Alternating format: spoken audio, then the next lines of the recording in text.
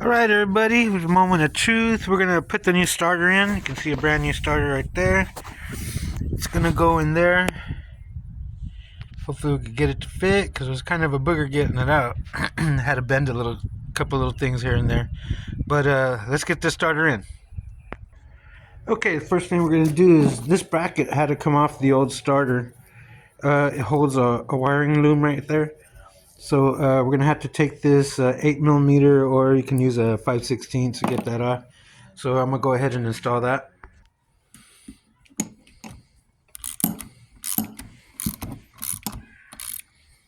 That's done. Just want a little snug. It's not over tighten it. Right there. That's snug. Okay, and I'm just going to bend this back down.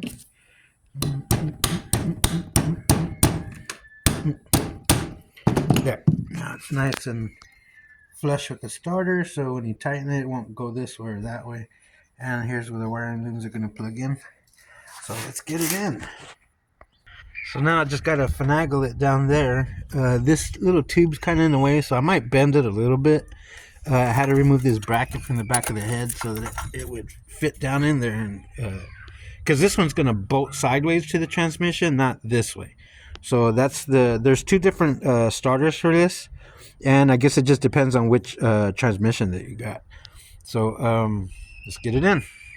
All right, we got it to settle down in there. Fits pretty good. We're going to put these bolts on. So these are two 14mm bolts. They're exact length, so it'll go in either hole. Okay, I got the starter lined up. One thing that I just want to remind is there's a shim that's between, well, it looks more like a gasket because it looks like if you compress it, it flattens it out.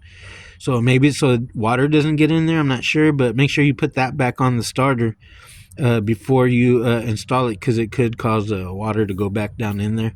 So we're going to make sure we torque it to about 31 foot-pounds. And once we got that torqued and it's not going to move, then we'll start attaching the electrical connections. Okay, I got both bolts torqued on. Both of them are 14mm, so it fits right in there. Just be careful when you're installing this starter. It has two nubs on the starter itself. So, and they're right next to the holes where these 14mm bolts go. See, there's the bolt. So in about that position, there's a nub there and there's one at the bottom. It's so that it lines it up to the holes. And make sure you put them in there, because if you start drawing it in without having those nubs inserted in there, it's going to either smash the nubs and it's not going to position itself correctly.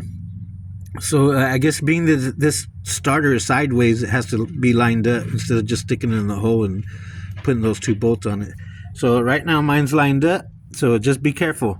Make sure those two nubs lined up and you have the starter perfectly flat onto the surface of the transmission. And the gasket also itself has the little two holes for the nubs and the ones for the 14mm bolts. So be sure you line everything up correctly before you start screwing these 14mm bolts in and torquing them. So now that these are torqued, we can put on our wiring and then move on to reinstalling the bracket in the back of the head. Okay, so you can get a good look. I'm putting the hat on the starter bolt. See if I can get that in there.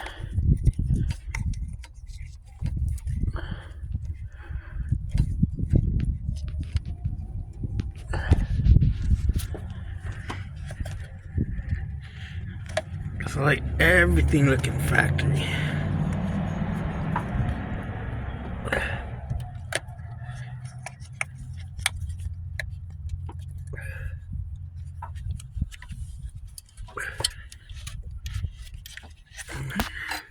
Then we use two hands.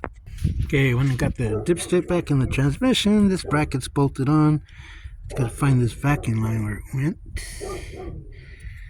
And let me see if I can find it. Vacuum line from here. I think that's the one that goes to the the motor mount. Let's plug that in there. We have what do you call those? We got plastic ties holding the harness against the engine so it's not rattling or cutting on itself. So that's probably all of it. Just gotta put the ground on the engine. So I just wanted to let you know that you're gonna need a coolant reservoir tank. That thing is so brittle, just falling apart. So ground is on. We got the radiator hose on. I forgot to put that on. We have other stuff that we had to put, but there's no coolant in it. All I want to do is get it started. Once I get it started and it idles on its own, then I'll shut it off and get the rest of it back together. And almost done. Can't wait. Okay, bye. Okay, guys, the moment of truth. We're going to go ahead and crank it.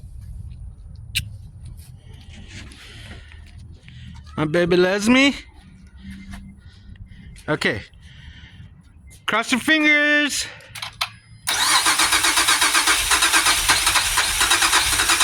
Give it a little gas. Just a tiny bit. Or not gas, you're opening a throttle plate, but maybe it needs air. Crank it again? Yeah.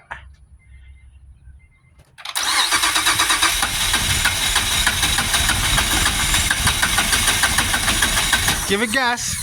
Okay, now let the pedal go and just crank it. I was just giving the gas like boom, boom, not like. Yeah.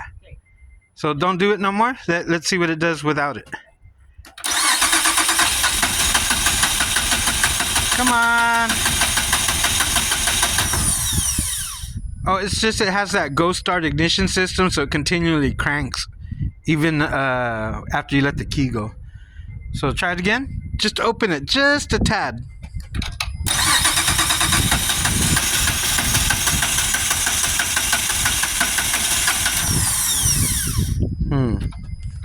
There's no light on or anything.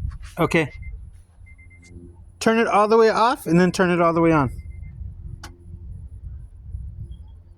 Without pressing the pedal.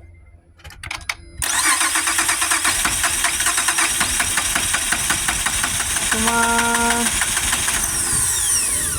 Okay, next time that it's cranking by itself, just do that to the pedal.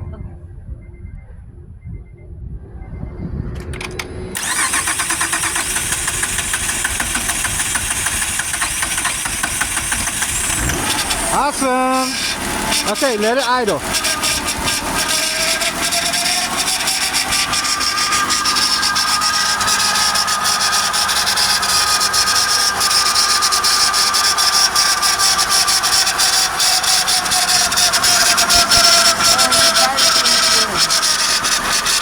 Okay, but I'm gonna warm it up for a second.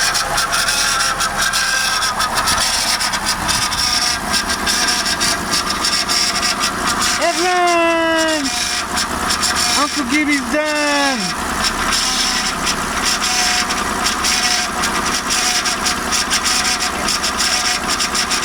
Okay, now we know it runs, and look how smooth it is, no misfires.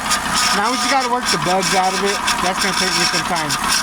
Alright guys, that's the end of my video. We finally got the Acura TL Type S running.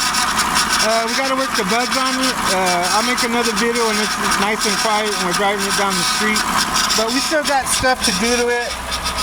The rotors are really rusted. It needs a brake service front and back because it's been sitting for so long. The moisture and the rain has been rusting the rotors. So if we try to drive it with those rotors like that, it's gonna destroy the pads. But if we turn the rotors, we're still gonna have to put new pads on it. So, but it's running. She's alive. Woohoo! All right, that's the end of my video, guys. I'm out.